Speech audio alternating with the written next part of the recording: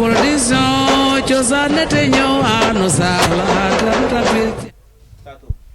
jërëjëf mbokk yi ñu seetaan ci Jambar News mbokk yi nuyu nañ leen bu baax am kontaante ak mbégte comme ni ñu leen ko defalee taatu ne mbokk yi ñu ngi ci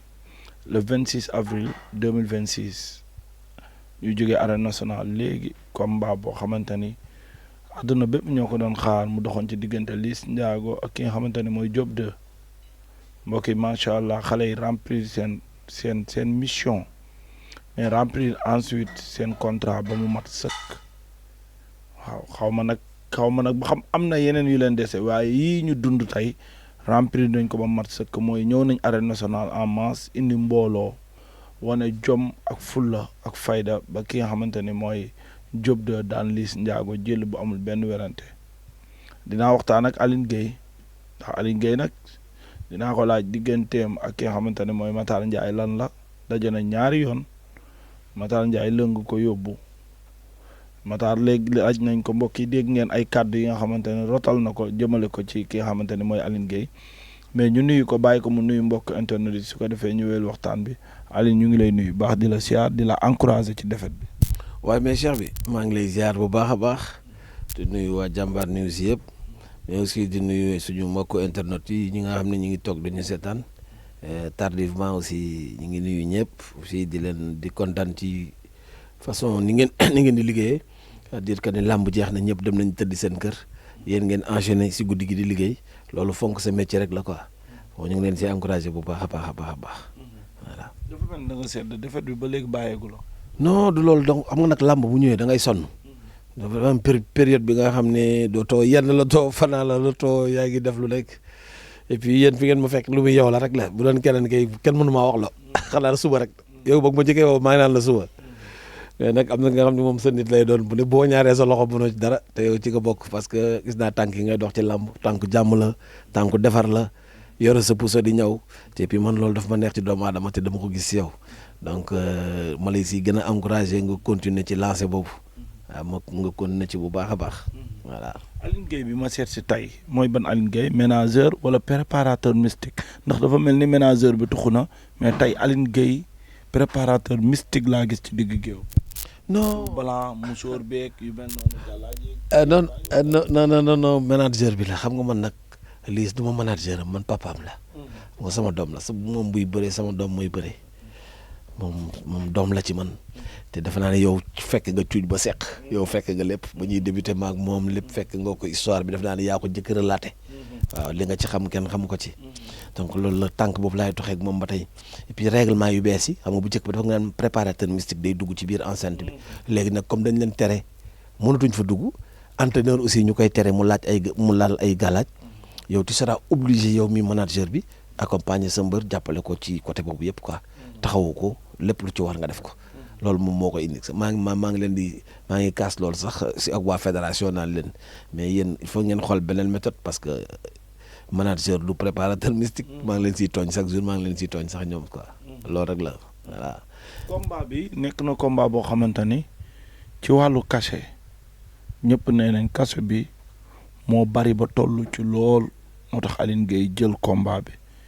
mais lutteuram bi di Liss Ndiago amoo woon ni gëm-gëm que ni mun na daan Diop.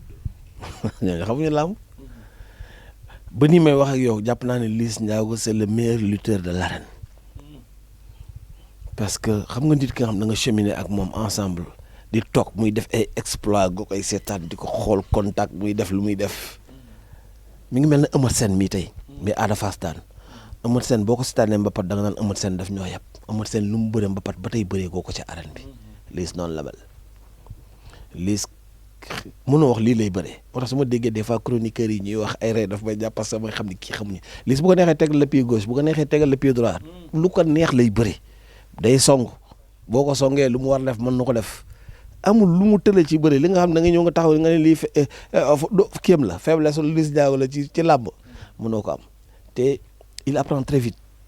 mbër la bi nga xam ne boo ñëwee di ko jàngal dara non day dugg ci bopp bi nu day yomb ko waat bokk la nga xam ni dafay ngay ñëw di wax lii di waxaat lépp loo ko sant ci làmb bu ñëwee da la koy taril à la lettre donc kooku champion la kooku bu ñu toogee di wax ay waxu cachet loolu dañoo xamul rek ñàkk xam la rek mais ku war ñay warati ñay leneen loo war day tut sa bët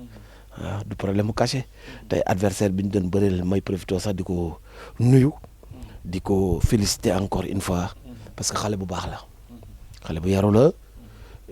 comportement bi mu am ci làmb xale yu bari dañu war identifier wu ci moom doo ko dégg mu naan ay am naa ay lii mafia lii wala laa toujours yaa ngi ko dégg ci la nga xam ne luy defar la donc xale bu jara félicité la bëri na ak tey liis ñoom ñaar ay morom lañu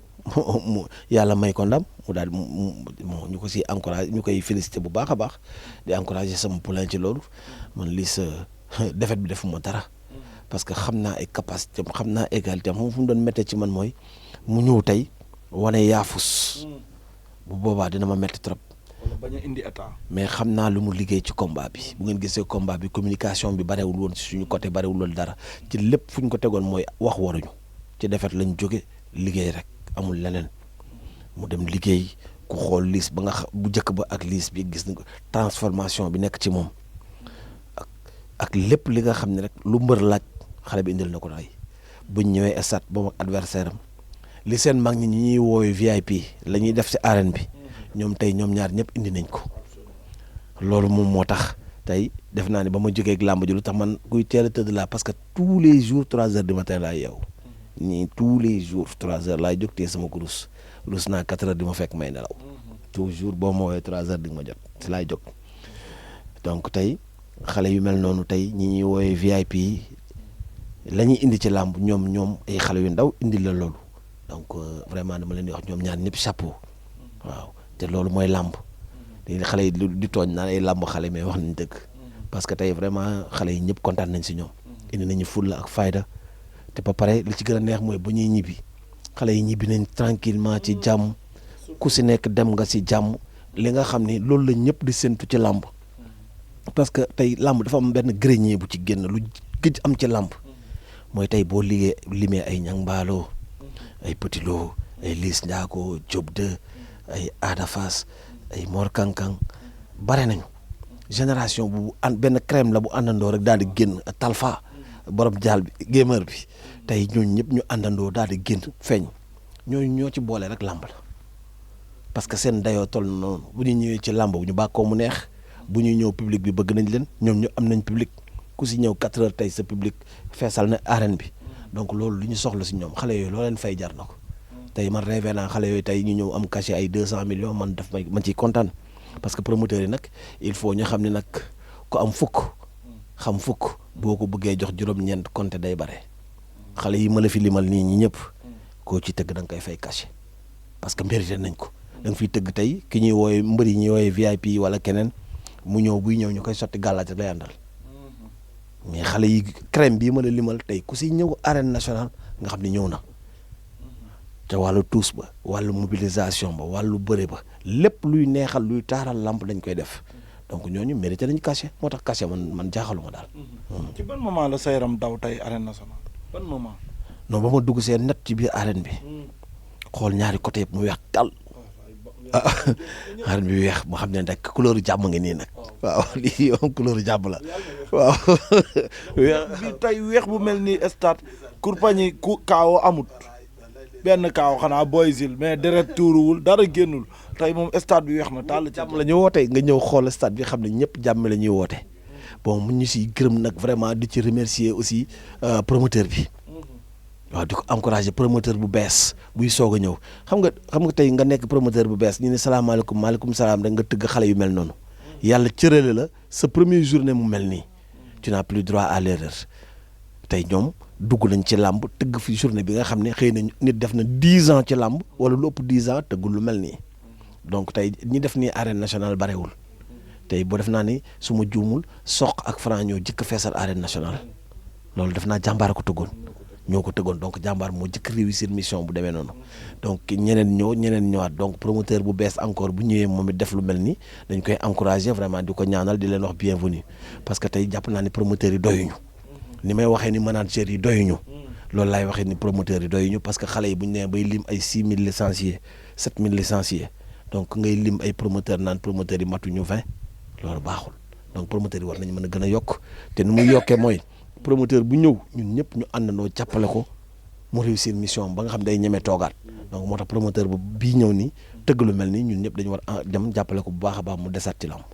voilà. macha allah am na solo foofu dañuy féliciter ñi nga xamante ne ñooy Batra production mais dañuy ñëw ci combat bi ban mécanique ngeen tegoon pour que mën a bëre ak ki nga xamante ne mooy Diop 2 ba mun ko daan est-ce que loolu ngeen tegoon tey Liss Ndiago respecté na ko wala respecté wu ko. non tey xam nga boo xoolee combat bi ñëw ñu woon pour jàppante ak Diop ñëw rek jàppante rek noonu Diop nag teel na comprendre loolu Liss tey bu mu ñëwee li mu bëree woon ak nu mu tuddati Lac Rose presque loolu la indi woon pour ñëw bëree ak moom xeex ak moom d'abord parce que am na mbër yi nga xam ni mënoo tëb salaamaaleykum rek nga dem jàppante ak moom mbër bi nga xam ne moo la sut bu la guyee filaawoo la mënoo tëb salaamaaleykum rek nga ñëw da ngay jàppante ak moom il faut nga wàññi ko ba pare wàññi boobu nag adversaire bi teel na comprendre loolu daal di daw jàpp bu mu dawee jàpp Liss erreur bi mu def mooy adversaire bi dafa jàpp ñaari loxo moom mu jàpp benn loxo ba taxaw du jonn di dee dóor te booy bi dafa am benn baat bu mu leen waxoon nee na man su ma ñëwee ci làmb seetuma ko dàq dóor mën nga maa dàq dóor mën nga maa dàq bëre waaye man daan laay wut tey moom daan la doon wut yàgg naa leen wax lu mel noonu ne leen mbër bi nga xam ne kenn boo jógee làmb ji kenn du laaj ku dàq xeex ku daan rek lañ lay laaj donc taw loolu lu am solo la xale yi il faut ñuy bàyyi xel ci loolu ñuy bàyyi xel ci ni làmb liñ naan làmb kubéer moo ci nekk erreur boobu rek la def mooy taxaw di jonn dajale say tànk di dóor te sa adversaire mi ngi jàpp yow jàppoo loolu moo ñu daaneel tey loolu moo ñu daaneel. bi ngeen daanoo sa xel ci loolu la njëkk a dem. non demul ci dara parce que man nag sportif la waaw man tey ñam naa défaite ñam naa victoire ñam naa match nul loolu yëpp amul problème parce que lamb la ay xale la yuy soog a dugg si lamb ñoom ñëpp laa yemale que ce soit Diobo lii Sow ak moo ci crème bi ma la limal nii crème boobu dama jàppale ñoom ñëpp maa leen yore parce que li ma yéene sama Liss mi moom laa yéene crème boobu parce que xale yi dafa am benn baat bu ñuy wax ñoom koo ci dégg tey mu am lu mu ndaw mu nees mu yées ma ngay jéem a dem toppatoo seen waa kër toppatoo dimbali seen waa kër te comme ñi ngi xale yi am nañu xalaat boobu dem di dimbali seen i papa seen i yaay di def loolu donc ñooñu ñu jar a téye lañu parce que erreur bi suñu maam yi defoon suñu papa yi defoon ko ñi doon bëree bu njëkk ba bëree ba sa carrière jeex amoo ci dara fekku ci xale yi tey oto bu rafet buy dawal bu la neexee nga ne oto bale mbër la te doo juum ñaari oto bu ñu la rombee bu dul mbër ñetteel bi mbër lay doon donc tey teraanga boobu bu leen dalee ñoom il faut ñu xam li ñu yore lan la donc comme ñoom nag teel nañ comprendre ne ñun teraanga bii ñu dab da ngay jàng école def sa cursus yëpp ba mu jeex mënoo dajale benn 2 millions bu mat làmb nag ay seconde da ngay bëre salaamaaleykum maaleykum salaam ñu fay la 100 millions wala plus de 100 millions làmb rek nga ko mën a amee amul benn sport bu nekk Sénégal booy amee loolu donc xale yi ñoom nañu gën a comprendre li ñu yore ba pare ñu nangu nag ñu ku leen yilif parce que c'est important parce que nga am teraanga en général doon nangu ku la yilif moo tax xale bu ci nangu ku la yilif di déglu di nga sore trop sa carrière dañ la ko gën a sàmmal sa carrière aussi ci côté boobu waaw. macha allah léegi Liss Ndiago daan na Diop wala Diop 2 daan na Liss Ndiago Liss day wàcc wala dafa yéeg. donc kay làmb nag dafa changé gis nga bu njëkk làmb suñ la daanee da ngay dañ naan dafay dugg si saako bi làmb amul loolu léegi xam nga làmb lan la public la làmb tey amal sa public maîtriser sa public boo ñëwee stade arène bi feesal ko dem promoteur loolu la ñuy xaar moo tax ñiy contesté làmb Sa Thiès ak l'autre la ak Ada Fass dama ne non mais Ada def na fi li nga xam ni war na mën a bëre ak Sa Thiès parce que li nga soxla rek lenn la li nga soxla arène ba moom promoteur bi businessman la lu ko indi moom mooy tey mu remplir ses poches am nu mu bëgg xëy na kay si amateur ba lay méttee parce que amateur bi tey rêvé na gis benn Franc mu dem bëre ji combat royal parce que mérité na ko 16 combats 16 victoires Franc dinaa la si jox benn anecdote Franc bu mu ñëwee ci làmb def ay preuve mu pare kenn nangu ko jël mu dajeeg moom ni ko non yow di nga bëre Bombardier mun non du ma jël ma ne ko dina la jël Bombardier dina la jël te bu la neexee léegi wutal promoteur boo wutee promoteur tey ma signé ko dama koy signé ba pare soo woo Bombardier combat boobu d'accord naa ak promoteur signé ko pare toog sama salle bii woo Bombardier ni ko mbër mu ne amal ko signé naa sa benn combat di mu ne maa kan ma ne ko yàgg Franc mun yaa ko tere neex comme ça nii la combat boobu taxawee. confiance boobu amatul ci léegi làmb ji de. non kaay ma xamal leen jël ay kii ci sa attaque. kaay ma xamal leen nag Bombardier moom lu tax c'est pas pour rien ma koy woowee super roi. Bombardier nit la au vrai sens da ngay waxtaan ak moom xam ki ngay waxal kan la ban façon nit la mën nga dalal ba moom dañ la bu ma tàggu si làmb adversaire yow boo jugé nécessaire ni man Bombardier war naa bëre ak moom noo signal ba pare woo ma gis nga ba may def recours ci Balla Gaye 2 ba ñu bëre ak Balla Gaye 2 ba pare ñu jox ñu victoire par ay avertissement man leen loolu neexuma damay dem def recours moom daa bañoon ma ne ko déedéet dama koy def mun sa liggéey la samay nekk si laa dem def sama recours ñu jox ma victoire te recours boobu lu tax ma def ko xamoon naa ne mbër yi daggoon nañ la xaalis bu bari daggoon nañ Balla presque ay 3 millions et quelque Bombardier aussi moom li ñu ko daggoon bariwul mais xamoon naa ni su ma defee recours bu ñu ma joxee gain de cause léegi lii yëpp day dàq ko xaalis bi ñu dagg mbër yëpp dañ leen koy delloo moo tax fu ma gis Balla Gaye dama koy tooñ naan ko sama àllarba bi ñëwagul ba tey delloo naa la sax. ménageur bu baax dafa am solo ci làmb Mor Kang Kang mu ngi leen di nuyu. promoteur da dox seen diggante combat parce que li nga fi toog yëpp woo nañ la téléphone nga jug génn yoxosu wuy téléphone bu yàgg ñëwaat wuyuwaat dafa mel ni promoteur yi ngi woote. waaw effectivement ñi ngi woote nag waaw Mor bokk na ci ba ma jugee làmb ji ak léegi defe naa ne kii mooy 4e personne bu ma woo sànq pour mu julli sa julli gee sax problème la tellement que ku nekk ci téléphone bi day yàgg mais ñoom ñëpp laay déglu jox nañ ma ay combinaison super roi des arènes sax mi ngi ci biir Modou kii lu mu def ci làmb kenn def ko xale yëpp dañuy rêvé bëreeg moom balaa muy dem. mais lii ci 2 défaites yi bu jógee est-ce que mun ngeen a jël risque dugalaat ko ci moom. mais du risque ci moom. non pas de risque gis nga làmb ji ñu nekk ku ñemewul risque demal toog waaw ku ñemewul risque non demal toog mag ñi dañ leen tàndaloon la perche seen mag yi dañ leen joxoon loxo bëre ak ñoom ñëpp ñu ngi ci fin de carrière di waaj a dem muy Modou di ëma di Balla ni ko Bombardier defee may chance xale yi bëre ak ñoom ñi ñëpp tey bala ñuy dem non tey demande sociale la ñoom ñu may xale yi ñoom ñëpp bala ñuy dem tey Modou ak xale bi daan tey Diop 2 combat la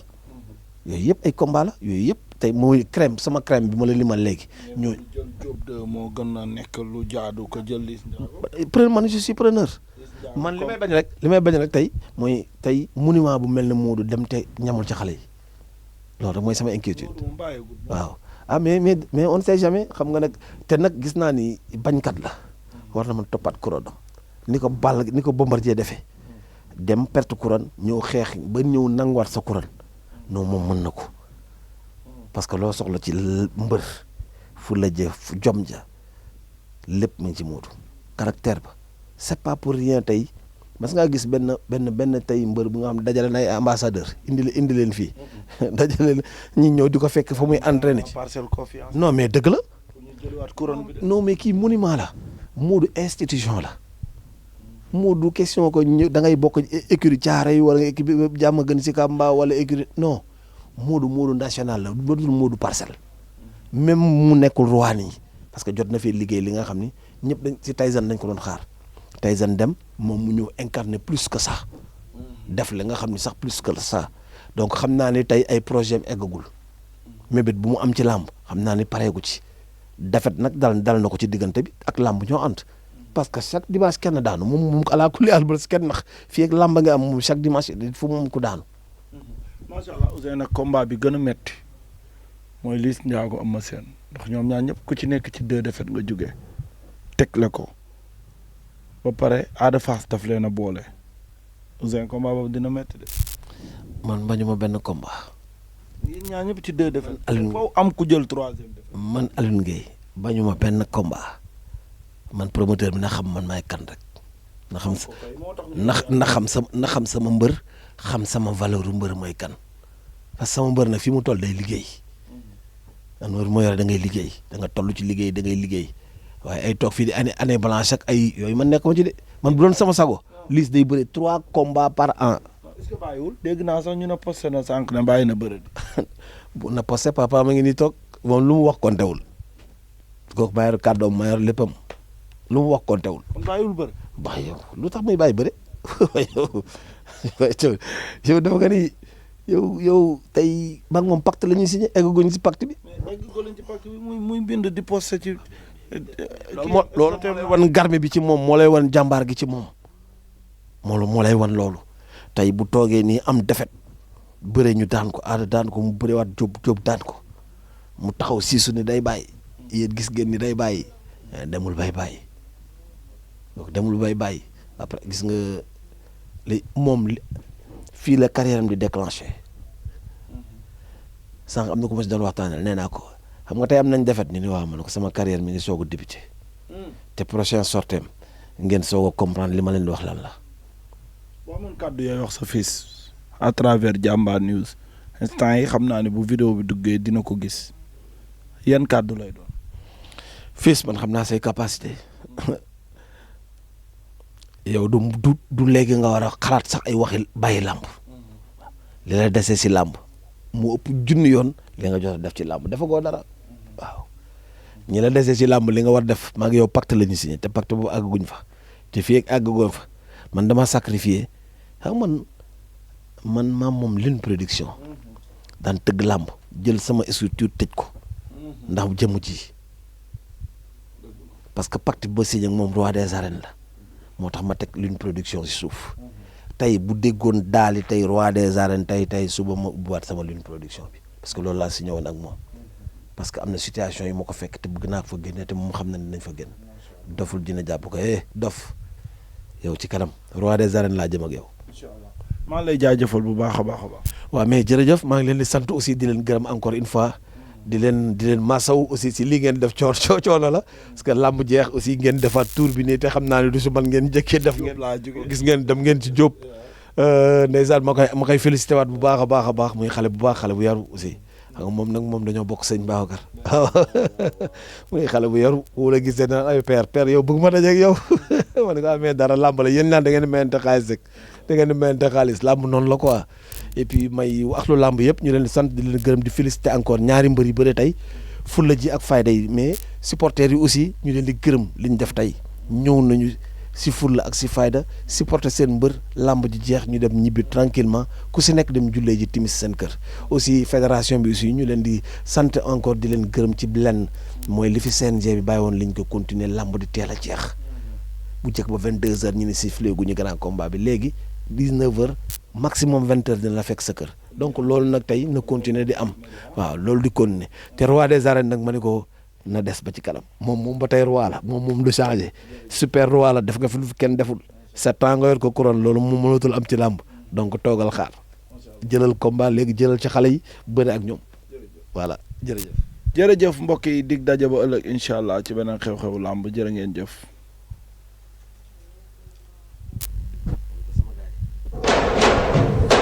Jambar Production cosaan te ñëw